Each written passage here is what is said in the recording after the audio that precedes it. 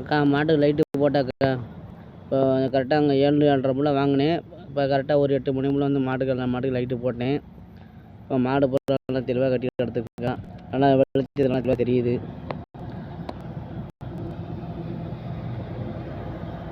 மாடு நல்லா நீட்டாக கட்டி போட்டுருக்காக்கா. அதேமாதிரி மாட்டுக்கு நல்லா பவர் நல்லா தெளிவாக தெரியுதுக்கா.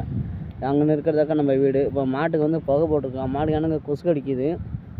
அதனால் வந்து மாட்டுக்கு புகையும் போட்டிருக்கேக்கா. இப்போ ஒரு வாரமாக மாட்டுக்கு புகை போட்டுட்ருக்கேன்.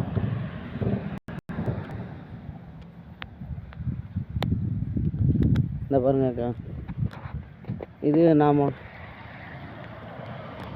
நான் தங்கியிருக்க இடமுக்கா. நான் தங்கியிருக்க இடம். நான் வீடியோ இங்கே தக்கா படுத்து கிடப்பேன். இந்த கட்டில் தான் படுத்து கிடப்பேன். வீடியோ எடுப்பேன், அங்கே படுத்துருப்பேன். இது மெயின் கேட்டுக்கா. இது பைபாஸு மெயின் கேட்டு. இந்த இருக்கா மாட்டுக்கு புகை போட்டுருக்க இருக்கா. மாட்டுக்கு புகை போட்டிருக்கா.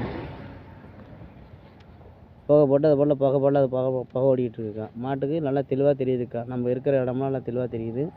இப்போ நாங்கள் இந்த படுத்து கிடக்கிறதுனால நான் அடியாஞ்சி என்ன பண்ணுவேன், நான் மாட்டை அடிக்கடி பார்த்துக்கிறேக்கா.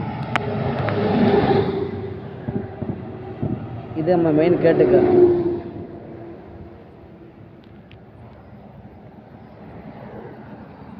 இந்த கன்றுக்குட்டி தாக்கா என் பையன் வந்து செல்லமெல்லாம் வளர்த்துருக்காக்கா.